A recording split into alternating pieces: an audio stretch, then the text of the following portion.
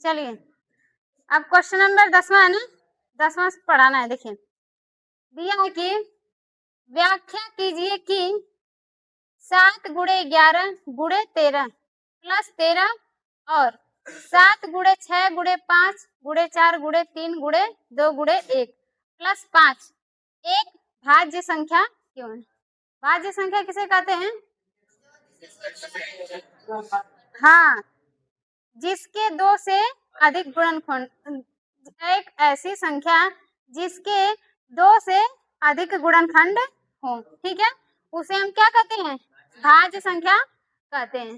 देखो जैसे आपका पहला दिया है 7 गुणे 11 गुणे 13 प्लस क्या दिया है? 13, ये दिया ना। सबसे पहले इसको हल करेंगे, गुणा करेंगे, 11 सतह, फिर यहाँ पे गुणे कितना हो गया? 13 और प्लस यहाँ पे 13। अब इसको गुणा करके देख लीजिए, 77 गुणे 13, 3 सतह 21 2 और 3 सतह 21 2 23, यहाँ पे हो गया 7, यहाँ पे हो गया 7, 1 7 3 10, 7 दूना 1 10, 1001 और प्लस कितना हो गया? 13। अब 1001 में 13 जोड़िए, 1014, यही ना, यही होगा। अब ये देखिए ये हो गया 1014। तो ये बताइए 1014 का हम क्या निकालेंगे? भाज्य गुणनखंड 1014 का निकालिए, 2 बचे 10, 0 2 सते 14, फिर कितने से कटेगा? 3 से। देखो 3 एक कम 3, फिर यहाँ पे 3 छक्का 18, 3 नवा 27। अब ये कितने से कटेगा? 13 से, है कि नहीं? 13 एक कम 13। चलिए सभी लोग ध्यान से देखिए, थोड़ा एक्टिव होकर बैठ जाओ तुम लोग, जैसा लग रहा है कि सुबह सुबह ही एकदम। देखो यहाँ पे इसके कितने गुणनखंड हो गए? यहाँ पे 2 3 फिर 13 और क्या 13, इसके कितने गुणनखंड हो गए? 4 हो गए। 2 से अधिक गुणनखंड है ना, तो ये भाज्य संख्या है कि नहीं है ना? देखिए अब ये हो गया, यहाँ पे लिखेंगे कि यह भाज्य संख्या है, यह भाज्य संख्या है, क्योंकि इसके 2 से अधिक गुणनखंड हैं, इसके 2 से अधिक गुणनखंड हैं, ठीक है ना? ये तो समझ में आ गई बात, आ गया ना? अब और करके दिया, आप दूसरा हल करेंगे। दूसरा कितना दिया है? 7 गुणे 6 गुणे 5 गुणे 4 गुणे 3 गुणे 2 गुणे 1 प्लस 5, है ना? चलिए गुणा कर लीजिए, 6 सते 42, 42 हो गया। यहाँ पे 5 को 20 हो गया, 20 हो गया। यहाँ पे 3 दुना के 6 कम 6 प्लस कितना हो गया? 5, यहाँ पे हो गया 42 गुणे 6 दुना के 12 120 हुआ और प्लस यहाँ पे 5, सही है कि नहीं? गुणा कर दीजिए, यहाँ पे 0 हो गया, 12 दुना 24 2, 12 चौको 48, 48 दो कितना हो गया? 50 और प्लस यहाँ पे कितना हो गया? 5, सही है ना? कितना हो जाएगा? 5045, यही ना होगा? होगा कि नहीं? अब ये देखेंगे कि ये भाज्य संख्या है कि नहीं।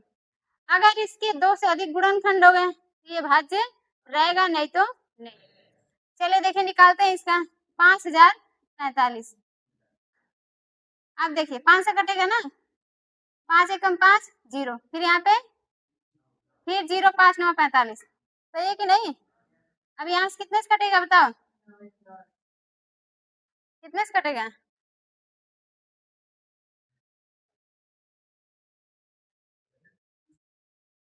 चलो हमें बस ये दिखाना है ना कि ये भाज्य है कि अभाज्य है कि नहीं।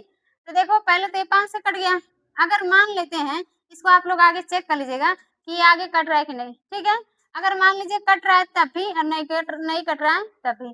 अगर मान लीजिए कि अभाज्य संख्या है, मान लेते हैं ये क्या है? अभाज्य संख्या है, तो इसके तब भी 3 गुणनखंड हो गए, एक हो गया, हो गया कि नहीं हो गया? 1 5 हो गया और 1000 क्या हो गया? 9 हो गया, हुआ कि नहीं हुआ?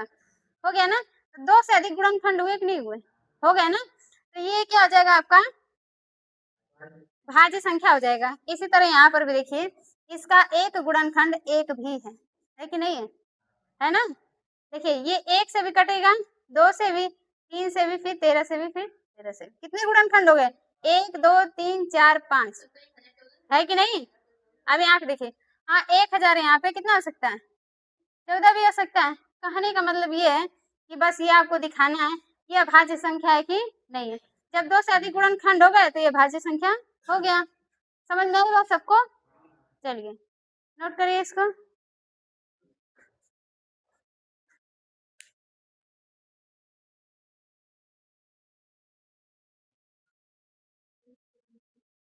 चलिए अब अगला क्वेश्चन देखिए, क्वेश्चन नंबर 11 है। सभी लोग बुक में देखिए, शांत रहो जी, थोड़ा ढंग से बैठो। देखो दिया कि किसी खेल के मैदान के चारों ओर एक वृत्ताकार पथ है, यानी कोई खेल का मैदान है, ठीक है, और वो कैसा है? वृत्ताकार, ठीक है। चारों ओर एक वृत्ताकार क्या है? पथ है। पथ मतलब रास्ता। इस मैदान का एक चक्कर लगाने में सोनिया को 18 मिनट लगते हैं, ठीक। जबकि इसी मैदान का एक चक्कर लगाने में रवि को 12 मिनट लगते हैं।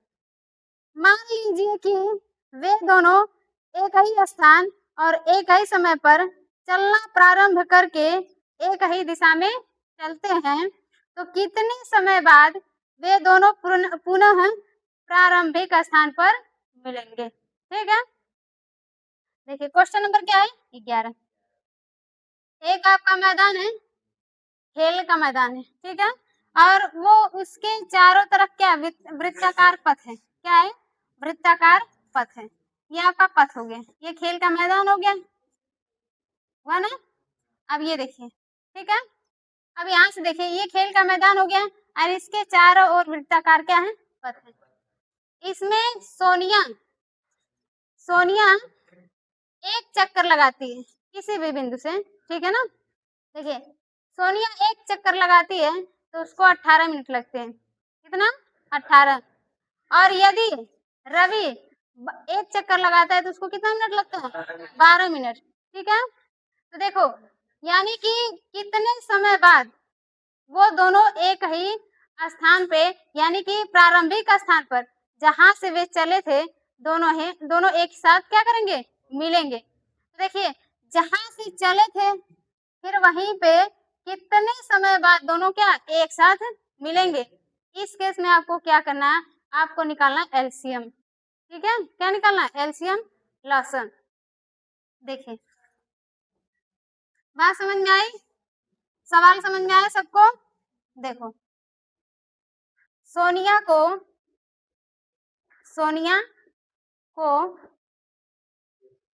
एक चक्कर लगाने में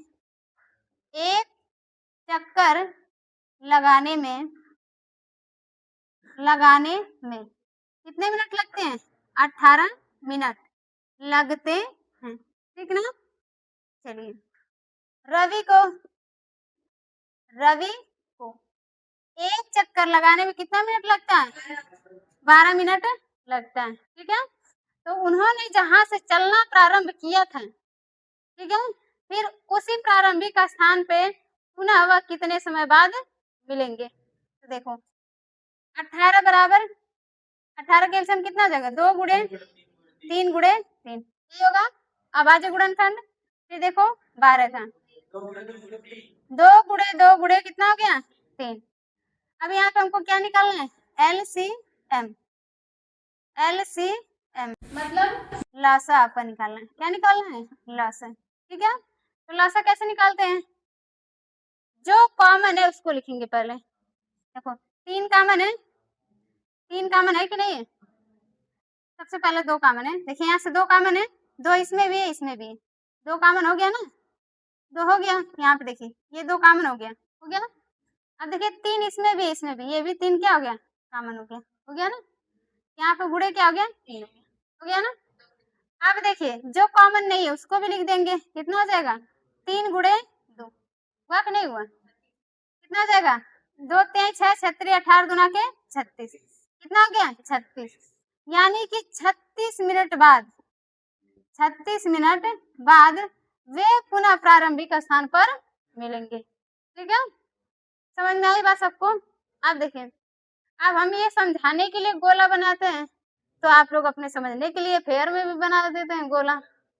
ठीक ना, ये नहीं, उसमें नहीं बनाना है। ठीक ना, ये हम समझाने के लिए बताते हैं। ओके, कोई दिक्कत है? चलिए नोट करिए। कमेंट देने के लिए बना ही देते नहीं।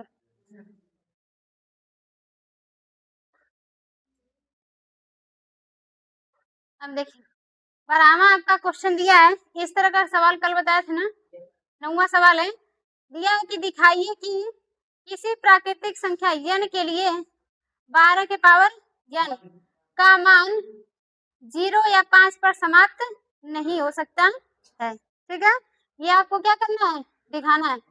जैसे क्वेश्चन नंबर 9 है ना, सेम उसी तरह है, कर लेंगे सभी लोग, है कि नहीं? 0 या 5 पर नहीं समाप्त होगी। देखिए, क्योंकि n क्या बोल रहा है कि प्राकृतिक संख्या है, तो प्राकृतिक संख्या कहाँ से शुरू होती है? 1 से। 1 2 3 कहाँ तक जाती है? अनंत तक, यही ना? तो क्या ये बताइए 12 के पावर n है, 12 के पावर n, ये बताइए 12 के पावर n 0 या 5 पर समाप्त होगी? नहीं हो सकती है।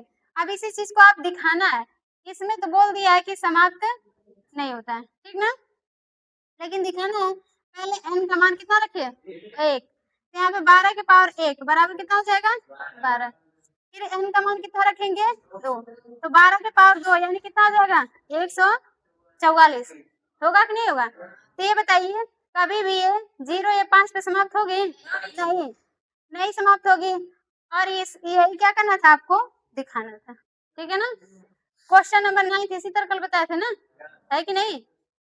अब देखिए, अब अगला क्वेश्चन है 13वां, दिया है कि निम्नतम भाज्य संख्या तथा निम्नतम अभाज्य संख्या का मौसा ज्ञात कीजिए। क्या निकालना है?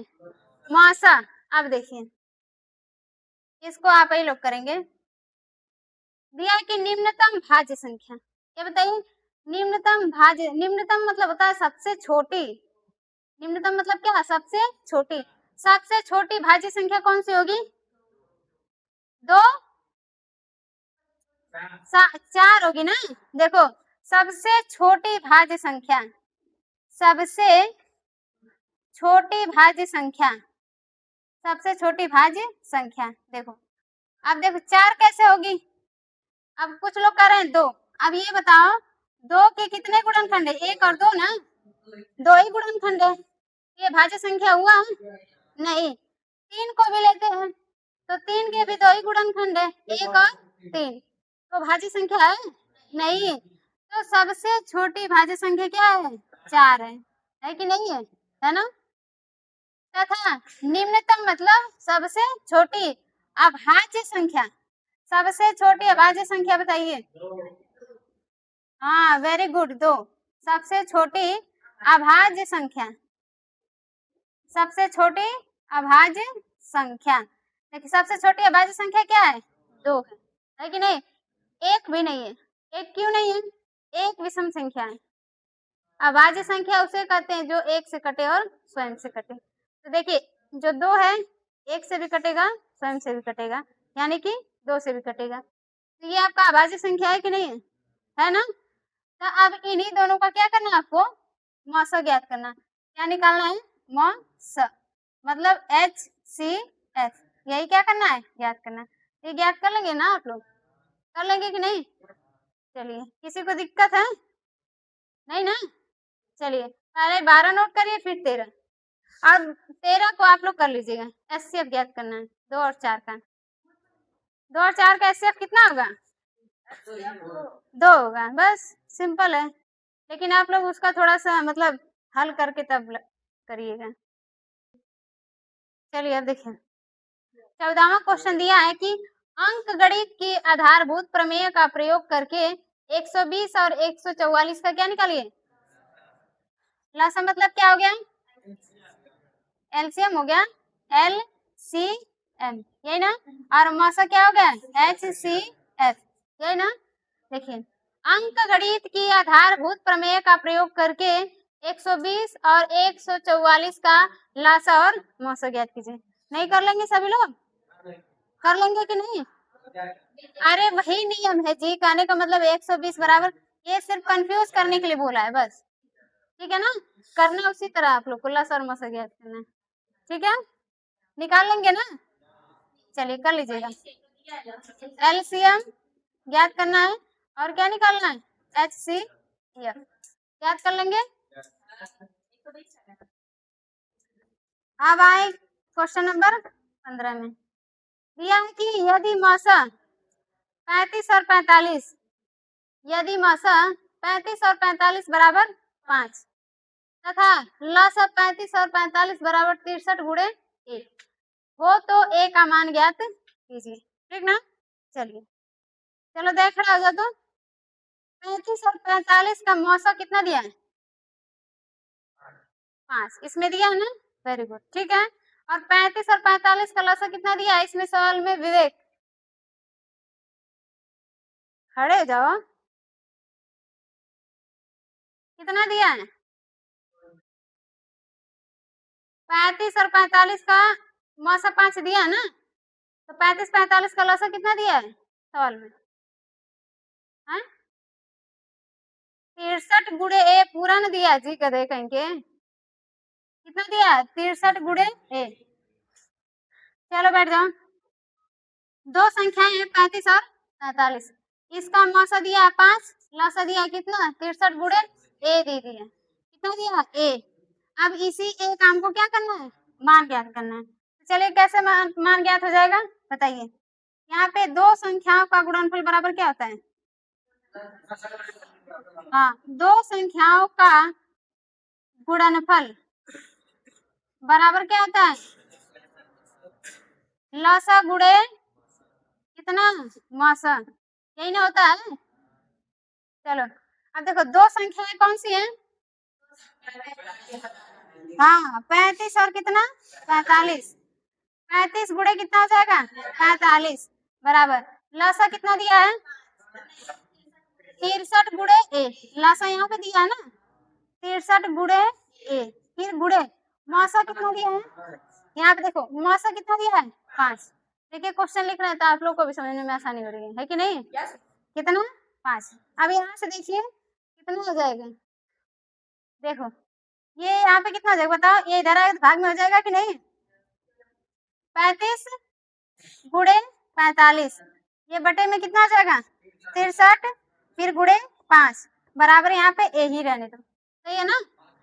कितना हो जाएगा? 5 9 45, 9 7 63, 7 और 5 35, ए का मान कितना हो गया? 5। कितना बढ़िया सवाल है। ए का मान कितना आ गया? 5। कोई दिक्कत किसी को? थोड़ी सी भी? हाँ समझ में आया सबको? देखो अभी हम पूछ रहे हैं समझ में आया सबको? अंजू करेगी हो गया, हो गया तभी तो पूछ रहे हैं कि सवाल समझ में आया कि नहीं। लग रहा है ज्यादा खा के आ गया। चलो नोट करो आप लोग।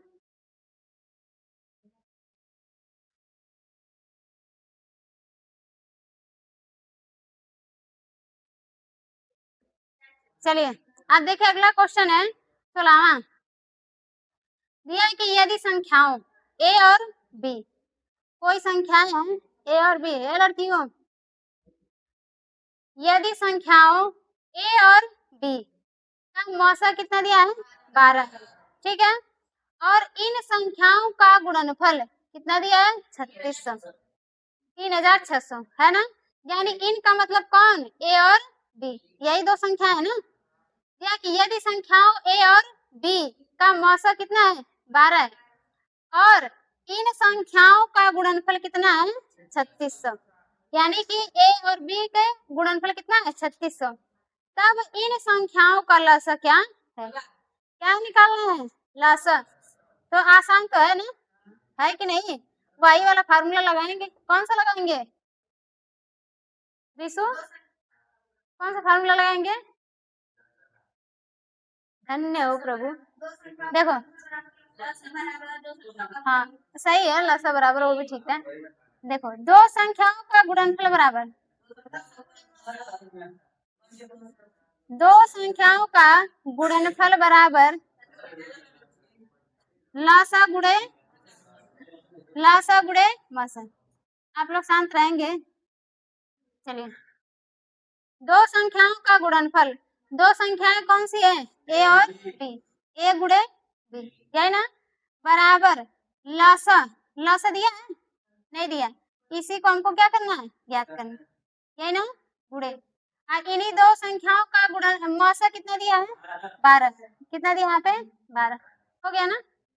अब बोल रहे हैं कि इन संख्याओं का, किन संख्याओं का, ए और बी का गुणनफल कितना दिया है, 3600, यानी यहाँ कितना दिया है, 3600। कोई दिक्कत है, चलो बराबर यहाँ पर जाएगा लसा और गुणे कितना आ जाएगा, 12। हमको क्या निकालना है, लसन निकालना है कि नहीं। अब ये गुणे में इसको लाके क्या करेंगे, भाग कर देंगे, तो यहाँ पर जाएगा 3600 और बटे कितना हो जाएगा, 12, बराबर कितना हो जाएगा, लसन 12 तिहाई कितना हो गया, यानी कि लसा कितना आ गया। किसी को दिक्कत है, नहीं ना, चलो बाबू जो पढ़ेगा उसको दिक्कत नहीं होगी और जो नहीं पढ़ेगा उसको दिक्कत होगी, ठीक ना। देखो कितना आसान सवाल है, और एक ही तरह के लगभग कितने सवाल बता चुके है कि नहीं। अब कोई कॉन्सेप्ट फंसेगा तो समझ लीजिए कि आप लोग के न पढ़ने की वजह से ही फंस सकते हैं।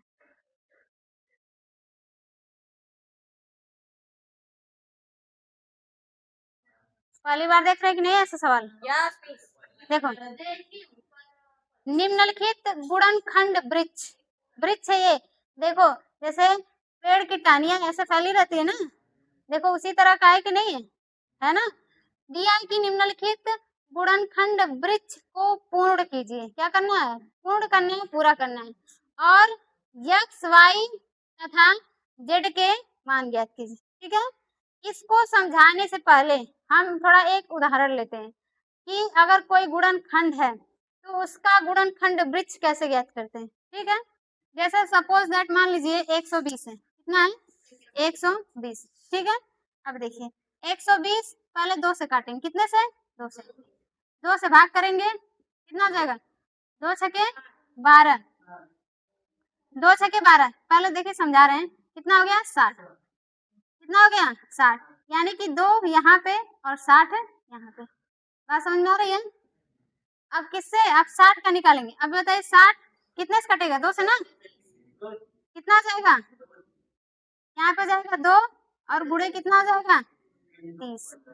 कोई दिक्कत है, देखो 30 को हम लिख सकते हैं कितना, 2 और 15, 2 गुणे कितना, 15, यहाँ बीच में कौन सा चिन्ह है, गुणे का चिन्ह है, कितना, कौन सा चिन्ह है, गुणे का, लेकिन छिपा है, क्या है, छिपा है। देखिए जैसे 20 तिहाई 60, 60 दुना के 120, यहाँ पे 15 दुना के 30, हुआ कि नहीं हुआ। अब यहाँ पे देखो 15 को 3 और कितना 5, हम लोग 3 5 बहुत करते हैं, ठीक ना, 3 और कितना हो गया 5। ये समझ में आया कैसे हो रहा है, समझ में आया कि नहीं, नहीं बताएंगे, तुम किधर देख रही थी, देखो गदई करके 120 है कि नहीं, 120 2 से भाग करेंगे क्योंकि सम संख्या है, तो 2 से काटेंगे तो 2 और कितनी 60 बार भाग जाएगी कि नहीं जाएगी, जाएगी। आप देखो 60 फिर 2 से कटेगा, कितने बार भाग जाएगी, 30 बार, फिर 30, हाँ यहाँ पे 30, 2 और 2 से भाग करेंगे कितनी बार जाएगी, 15, फिर यहाँ पे 15, 3 गुणे 5, समझ में आया। अब इसी तरह हमको क्या करना है, इसको हल करना है, इस वृक्ष को क्या करना है, हल करना है। देखो यहाँ पे दिया है x, है ना, यानी कि x बराबर है, हम इसको ऐसे लिख सकते हैं, देखो ये जो दिया 120 और यहाँ पे दिया 2, यहाँ पे गुणे 60, हम लिख सकते हैं 120 बराबर 2 गुणे 60, 2 गुणे 60 लिख सकते कि नहीं लिख सकते, तभी तो 120 आएगा, आएगा कि नहीं। जैसे मान लो कि यहाँ पे 60 कहाँ गया, यहाँ पे कितना है 60, यहाँ कितना है 60 है। अब 60 कैसे होगा, 2 गुणे 30 करेंगे तभी तो 60 आएगा, समझ में आ रहा है कि नहीं। यानी कि हम 60 को लिख सकते हैं 60 बराबर 2 गुणे 30, बात समझ में आ रही है कि नहीं, जो हम समझाना चाह रहे हैं, समझ में आ रही है ना।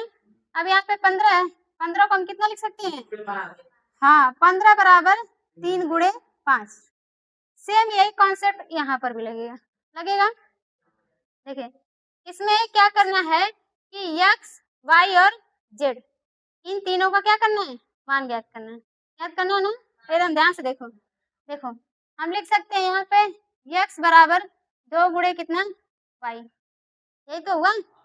x बराबर कितना हो गया 2 गुणे y, जैसे यहाँ पे हुआ है 15 बराबर 3 गुणे 5, ये ना हुआ। तो देखो पहले मेरी बात सुनिए आप सभी लोग, x बराबर कितना हो गया 2 गुणे y, यहाँ पे न x का मान है न y का मान है, नहीं ना पता है, तो इसमें किसी का मान निकल सकता है नहीं, नहीं ना, तो इसको हम छोड़ देते हैं। अब हम आते हैं y वाले पे, देखिए y यहाँ पे है तो y बराबर कितना है 3 गुणे इतना, है कि नहीं है ना। तो यहाँ से देखिए इसको हम लिख सकते हैं x बराबर कितना 2 गुणे y, लिख सकते हैं। तो यहाँ पे ना x का मान पता है ना y का, इसको हम छोड़ देते हैं। अब किस पे आएंगे, y का भी तो मान निकालना है। अगर हमारा y का मान पता आ जाएगा तो x का मान अपने आप पता हो जाएगा, हो जाएगा कि नहीं हो जाएगा, हो जाएगा ना। यहाँ पे देखो y बराबर कितना है बताओ 3 गुणे 1855 है कि नहीं है ना। तो y बराबर कितना हो जाएगा 3 5 15, क्या बात करो जी 3 5 15, 3 5 15, ये कितना हुआ 16 ना, और 3 बटे 24 कितना हो गया, और 3 एकम 3 2 5, कहाँ पे 55, देखो 3 5 15 और 3 5 15 है 16, और 3 बटे 24 1 25, हाँ सही है। y का मान कितना निकल गया 5565 निकल गया ना।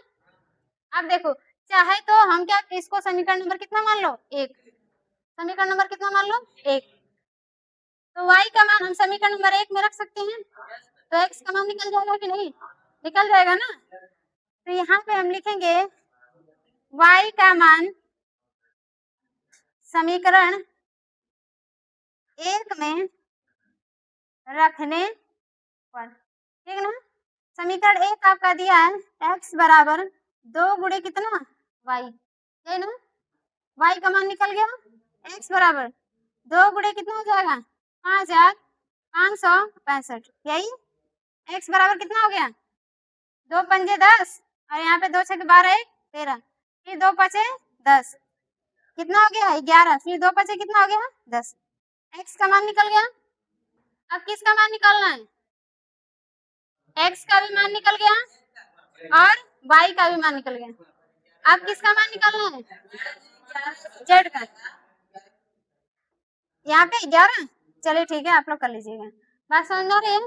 x का मान निकल गया और y का भी मान निकल गया।